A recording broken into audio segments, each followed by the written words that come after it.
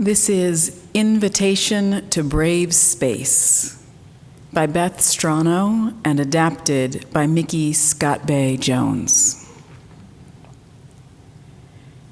Together we will create brave space, because there is no such thing as a safe space. We exist in the real world. We all carry scars, and we have all caused wounds. In this space, we seek to turn down the volume of the outside world. We amplify voices that fight hard to be heard elsewhere. We call each other to more truth and love. We have the right to start somewhere and continue to grow. We have the responsibility to examine what we think we know. We will not be perfect. This space will not be perfect. It will not always be what we wish it to be, but it will be our brave space together, and we will work on it side by side.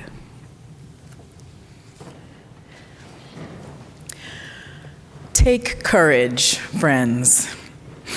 The way is often hard, the path is never clear, and the stakes are very high. Take courage, for deep down there is another truth. You are not alone. That's the wisdom of Unitarian Universalist minister Wayne Arneson. Friends, we are living in demanding, overwhelming, and decentering times.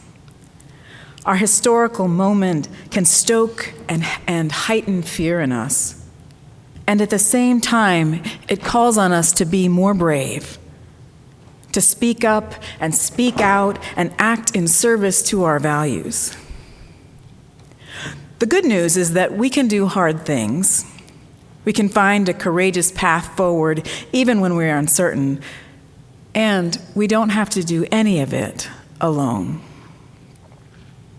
You are, in the words of 19th century Unitarian minister Edward Everett Hale, only one, but still you are one. You cannot do everything, but still you can do something. And your courage, joined with the courage of others, has incredible power. There's an interfaith clergy group based in Minneapolis. They call themselves Center Down, Rise Ready. They're named for a reading by Howard Thurman. And their mission is to support spiritual practice among organizers and activists. I recently experienced one of their meditations online, an exquisite mix of silence and spoken reflection and song. The rabbi in the group, Rabbi Ariel Lakach Rosenberg, offered 4 lines of song that spoke directly to my spirit. You do not carry this all alone. No, you do not carry this all alone. This is way too big for you to carry this on your own. So you do not carry this all alone. You cannot do everything, but still you can do something. And there is liberation to be found in discerning the something that you can do. Just over 25 years ago, I joined a Buddhist reading and meditation group at Arlington Street Church in Boston. The first book we discussed was A Path with Heart by Jack Kornfield. The book's title comes from Carlos Castaneda's The Teachings of Don Juan. Castaneda writes, "Look at every path closely and deliberately. Try it as many times as you think necessary. Then ask yourself, and yourself alone, one question. Does this path have a heart? If it does, the path is good.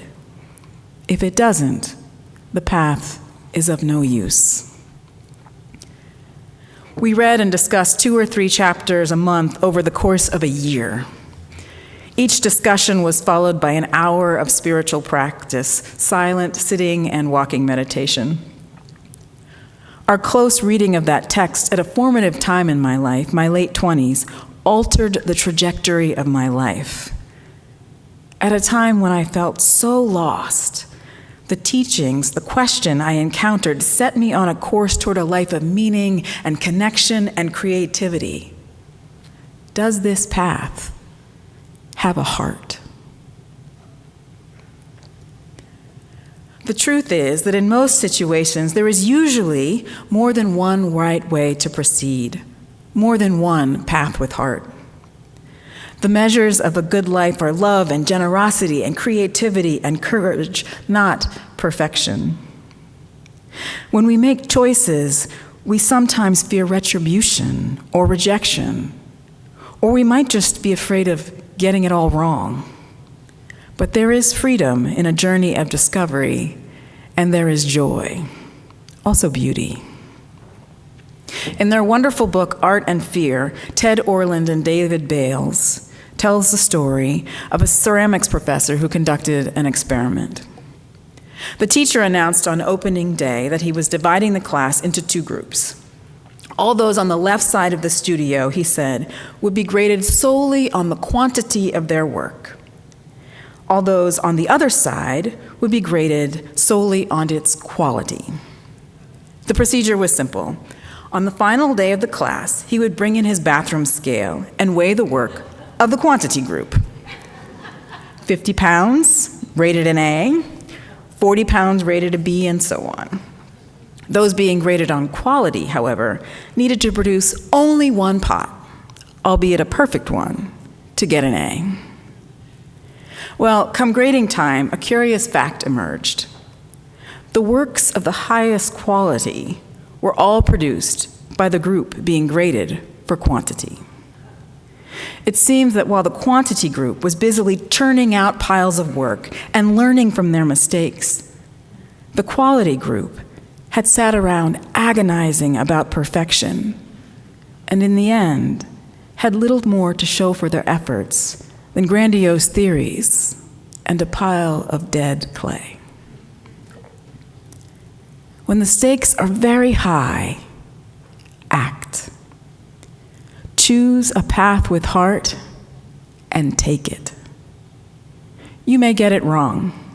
You will get it wrong sometimes, but you can keep choosing, keep experimenting, keep learning your way toward a life shaped by your values, toward a world shaped by the values of love and justice and expansive inclusion and equity.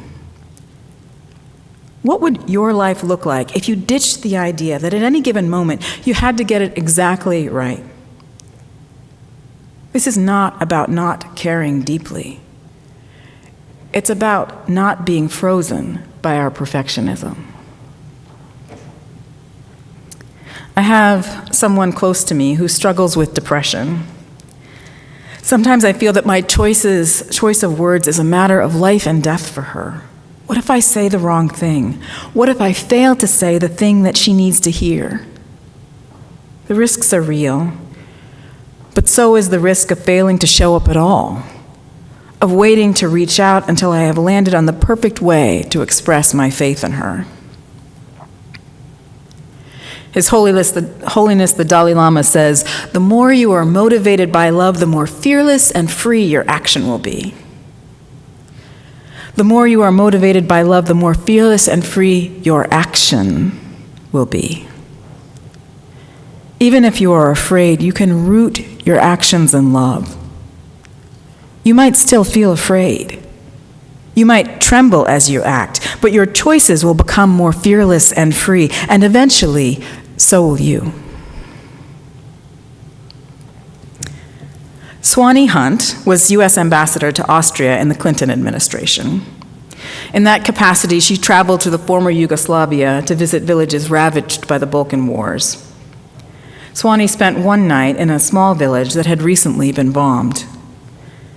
The village was inhabited by an old woman who rang the church bell every morning for as long as most village residents could remember. Neighbors spoke of her devotion and her fortitude, but the church was in ruins. The bell tower lay on its side in the rubble. So imagine Swanee's surprise when she awoke in the morning to the muffled sound of a bell. The old woman had climbed through the wreckage to the bell tower. She had reached inside the bell, grabbed the heavy clapper, and let it fall. She did it again and again, taking hold of the clapper, lifting it and dropping it, lifting it and dropping it, calling the people to begin the day again, as she always had, calling the people to begin the long, slow process of rebuilding. I first heard that story in church probably more than 20 years ago. It lifted my spirits then, and it still fortifies me when I feel shaky. As I imagine the experience lifted the spirits of the people in the village. Our participation is more powerful than we know. You are more powerful, probably, than you know. There is a place for each of us to contribute just as we are, with just the gifts we have to offer. Along the way, we lift each other up. We inspire and reassure and encourage one another. My husband, Chris, serves the Unitarian Universalist Church in Belmont, just up the road. Recently, on a cold winter evening, a group of about 100 people stood in a large intersection at the edge of the town green, protesting oppressive ICE actions in Minneapolis and here in Massachusetts. They carried signs demanding justice in the deaths of Renee Good and Alex Preddy. They carried signs expressing support for immigrants and for the rule of law. These standouts are happening every Friday at 5 o'clock in front of the church for the foreseeable future. All are welcome. Chris was on the green that night with our 10-year-old daughter, Aaliyah. As he was welcoming people and handing out candles, Aaliyah came over to check in. She, like most of our children, have been taking in this moment, trying to understand what's happening and make sense of it. "Daddy," she asked, "how can all this be happening? How is this our country?" "I know," he said. "This is a hard time. It's hard to believe this is our country." And then he nodded to the crowd of people bundled up to keep out the cold and bearing their candles and their signs. And he said, "But this is our country too. These people who came out to say that what's happening is not okay, and you who came too, this is also your country." And Aaliyah smiled and made a very determined face. I wish you could see that face she makes. And she took up her place in the line. It matters that we show up in so many different ways, that we show up. You know, on this subject of courage and showing up, it is important to acknowledge that when it comes to facing the threats of our times, we don't all have the same choices.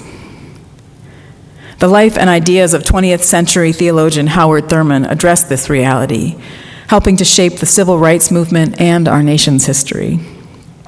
Thurman was a Christian who took up an important question: what does the religion of Jesus have to say to those who stand at a moment in history with their backs against the wall?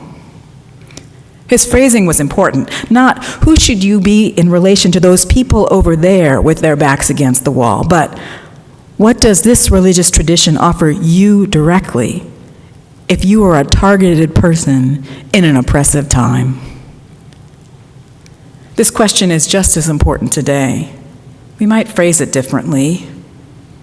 What does this faith tradition, our Unitarian Universalist faith, have to say to you now? If you are an undocumented person raising a family, If you are a trans person who needs access to affirming care.